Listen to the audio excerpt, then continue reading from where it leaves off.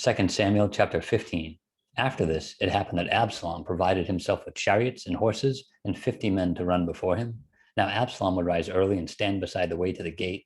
So it was, whenever anyone who had a lawsuit came to the king for a decision, that Absalom would call to him and say, "What city are you from?" And he would say, "Your servant is from such and such a tribe of Israel." Then Absalom would say to him, "Look, your case is good and right, but there is no deputy of the king to hear you." Moreover, Absalom would say, "Oh, that I were made judge in the land, and everyone who had any suit or cause would come to me. Then I would give him justice." And so it was, whenever anyone came near to bow down to him, that he put out his hand to take him and kiss him. In this manner, Absalom acted toward all Israel who came to the king for judgment. So Absalom stole the hearts of the men of Israel. Now it came to pass, after 40 years, that Absalom sent to the king, saying, "Please, let me go to Hebron and pay the vow which I made to the Lord.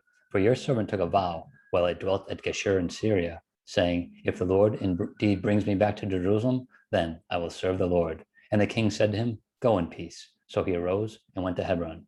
Then Absalom sent spies throughout all the tribes of Israel, saying, 'As soon as you hear the sound of the trumpet, then you shall say, Absalom reigns in Hebron.' And with Absalom went 200 men invited from Jerusalem, and they went along innocently and did not know anything. Then Absalom sent for Ahithophel the Gilonite, David's counselor, from his city, from Gilo, while he was offered sacrifices. And the conspiracy grew strong, for the people of Absalom continually increased in number. Now a messenger came to David, saying, 'The hearts of the men of Israel are with Absalom.' So David said to all his servants who were with him at Jerusalem, 'Arise, and let us flee, or we shall not escape from Absalom. Make haste to depart, lest he overtake us suddenly and bring disaster upon us and strike the city with the edge of the sword.' And the king's servants said to the king, 'We are your servants, ready to do whatever my lord the king commands.' Then the king went out with all his household after him. But the king left 10 women, concubines, to keep the house.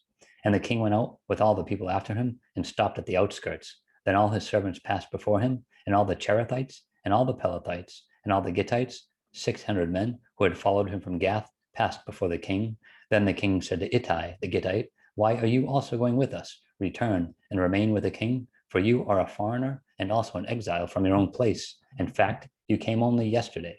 Should I make you wander up and down with us today, since I go I know not where? Return and take your brethren back. Mercy and truth be with you.'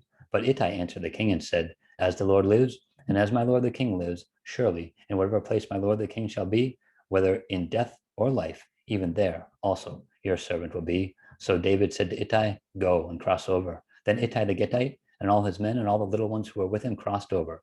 And all the country wept with a loud voice, and all the people crossed over. The king himself also crossed over the brook Kidron, and all the people crossed over toward the way of the wilderness. There was Zadok also, and all the Levites with him, bringing the ark of the covenant of God, and they set down the ark of God, and Abiathar went up until all the people had finished crossing over the city. Then the king said to Zadok, 'Carry the ark of God back into the city. If I find favor in the eyes of the Lord, he will bring me back and show me both it and his dwelling place. But if he says thus, I have no delight in you, here I am. Let him do to me as seems good to him.' The king also said to Zadok the priest, 'Are you not a seer? Return to the city in peace, and your 2 sons with you, Ahimaaz, your son, and Jonathan, the son of Abiathar. See, I will wait in the plains of the wilderness until word comes back from you to inform me.' Therefore, Zadok and Abiathar carried the ark of God back to Jerusalem, and they remained there. So David went up by the ascent of the Mount of Olives and wept as he went up, and he had his head covered and went barefoot. And all the people who were with him covered their heads and went up, weeping as they went up. Then someone told David, saying, 'Ahithophel is among the conspirators with Absalom.' And David said, 'O Lord, I pray, turn the counsel of Ahithophel into foolishness.' Now it happened, when David had come to the top of the mountain, where he worshipped God, there was Hushai the Archite coming to meet him with his robe torn and dust on his head. David said to him, 'If you go on with me, then you will become a burden to me. But if you return to the city and say to Absalom, I will be your servant, O king, as I was your father's servant previously, so I will now also be your servant, then you may defeat the counsel of Ahithophel for me. And do you not have Zadok and Abiathar the priest with you there?